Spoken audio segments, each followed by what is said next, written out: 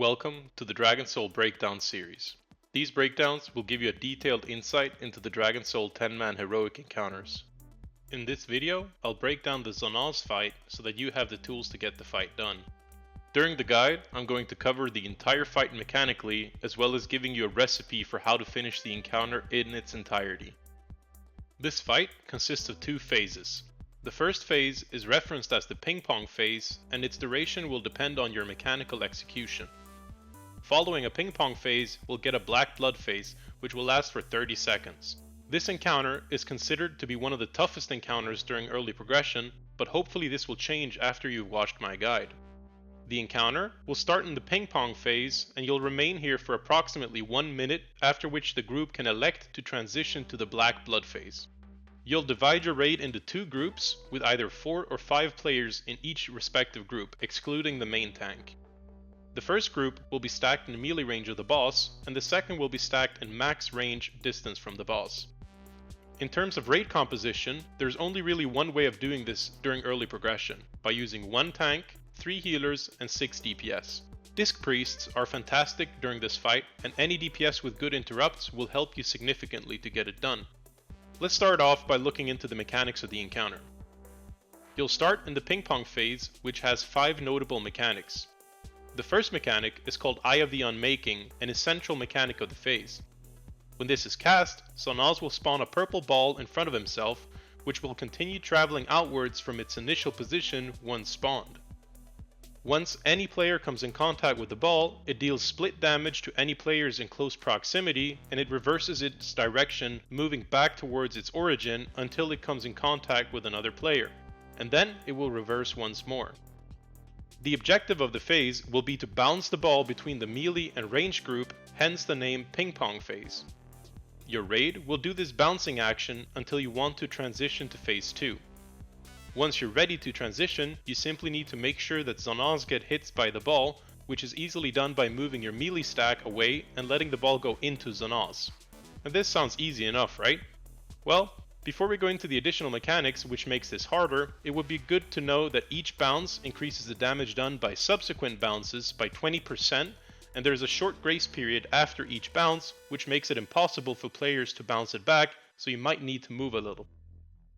So let's look at the additional mechanics of phase 1. First off, we got Void Diffusion. This ability is a stacking buff which ramps up every time the ball is bounced.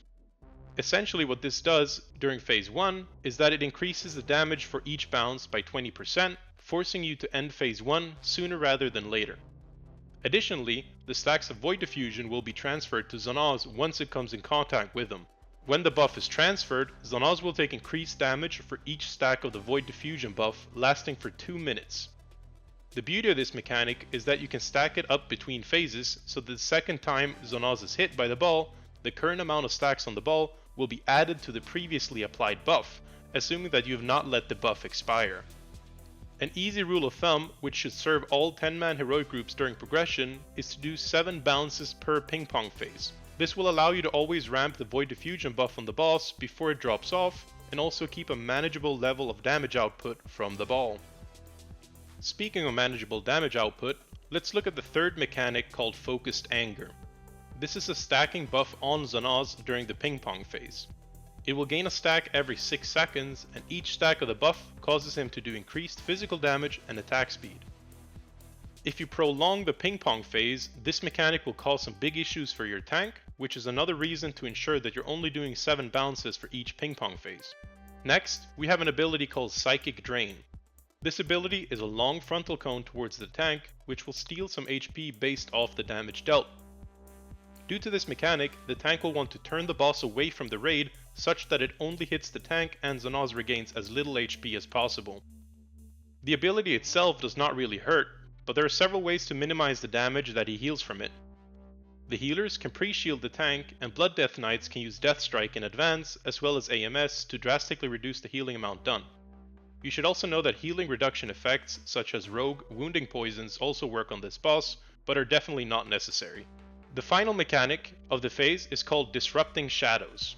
This mechanic will place a debuff on 3 players, which takes for moderate damage for 20 seconds. This is a dispellable debuff, but when it's dispelled, Yourself and anyone close to you will take a big chunk of damage and get knocked back. The easiest way to deal with this mechanic is for players to move out from their melee or range stack, get dispelled, and then move back in. Healers need to be aware of players' positions before dispelling, but dispelling in general will not be a quick demand since the dot damage is fully healable. While you technically could just heal through all the dot damage, you'll consume too much of your mana, so dispelling is still the preferred strategy. Looking ahead to the upcoming phase, you want cooldowns and mana available for the second phase, so making phase 1 conservative is probably a good approach for the healers. Now that all mechanics are accounted for, how do we practically handle the ping pong phase? The objective of the phase will be for us to bounce the ball 7 times in total, meaning that the range camp will bounce 4 times and the melee camp 3 times. Since the damage ramps up for each bounce and is split between the amount of players in each group, you'll prioritize having 5 players in the range camp and 4 in the melee camp if your composition allows it. It's worth noting that there are also solo soaking strategies where the players are stacked in melee and a single player goes out to soak the ball. This requires much more coordination, so doing this in progression is not advised. If you were to do so, using strong damage reduction abilities is mandatory. Mages with Cauterize and Shadow Priests with Dispersion are great for this part. Since the ball damage ramps up, a Holy Paladin with Glyph Divine Protection or something similar can take the first bounce and the third bounce, leaving the 5th and 7th to Mages and Shadow Priest with strong cooldowns. Let's take a look at how all of this comes together. So, each ping pong phase will start with a tank in the melee group, ensuring that the boss faces the range group. Zon'oz will start by spawning the ball, and after a short while he casts Psychic Drain, so once the ball is spawned, the tank will move to the opposite side, facing Zon'oz away from the group. At this point, the dance begins. You should let the ball travel between the groups and be aware of the fact that you need to move the entire soaking group slightly to accommodate for the ball drifting and spacing being very tightly tuned. Since the ball cannot be bounced within a few seconds, the melee group and tank might need to move the boss away from the range group slightly so that the ball does not ghost through the melee group and go straight into the boss. While this is happening, have your players with the debuff move out to get dispelled, but try moving out directly after your group has soaked a bounce so that you're in position to split the damage with your group. An overview of the fight will have you bounce 7 times on the first ping pong phase, 7 times on the second one, and 5 times on the third ping pong phase. The final 5 bounces will give you such a high stack count of Void Diffusion that you should be able to Bloodlust and simply focus all your DPS into the boss. If you're not comfortable with this, you can still take 7 bounces on the third iteration of the ping pong phase and continue with the mechanics in the same way. Next, we will look into the Black Blood phase and what happens once the boss has transitioned and a little bit of mechanics in preparation for the transition. This phase will be forced in a very easy manner. The melee stack simply needs to move out from the trajectory of the ball and let the boss get hit by the ball. When this happens, he will run to the center of the room and spawn 3 types of adds. Your goal will be to kill all the adds before the 30-second duration of this phase is over. This part will be very hectic for healers, so make sure to save your big raid CDs to survive this phase. With proper execution, you should only have to experience this phase 3 times during the encounter. The first thing that's important to understand during this phase is that every add that is alive, which will be 8 in total, is going to place a debuff on the raid. This debuff will deal ticking damage, which is amplified by the amount of stacks. Once an add is killed, you lose a stack of your debuff, so killing adds quickly will be key to survive here. Since the damage is highest at the start, you'll want to front load cooldowns and shields. Priest should precast Prayer of Healings on the raid before the transition, and personals should be utilized. Since the adds have static spawn locations, I recommend placing raid markers according to this guide to help your group prepare. So, zon'oz is going to spawn 3 add types, which are referenced to as claws, flails, and eye adds. The claw add will spawn on the north side of the arena on the star marker. This add will be picked up by the tank together with zon'oz. If it's left untanked, the claw will wipe the raid.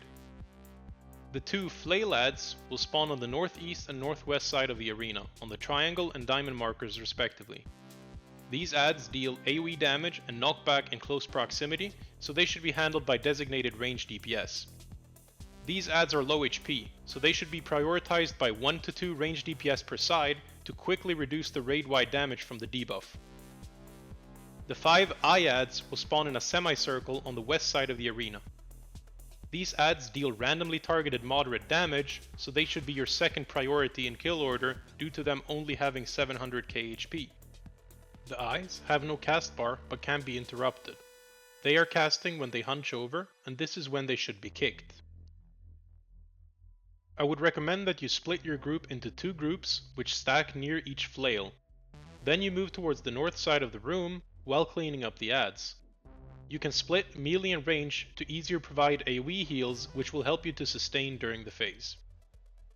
Once the timer is up, you will go back into the ping pong phase and repeat the cycle. An important addition to this phase on the second time around compared to the first is that zon'noz will now take increased damage, scaling dependently on how many times you bounce the ball the first time. You should make sure to monitor his debuff duration and never let it expire, since it will stack for each time he's hit by the ball. Once you reach the 3rd black phase, you can bloodlust and ignore the ads if zon'noz is in kill range, as he will be taking very heavy damage from the stacking debuff caused by the previous bounces. And that wraps up the zon'noz 10-man heroic guide. I want to thank you all for your continued support during the last couple of months.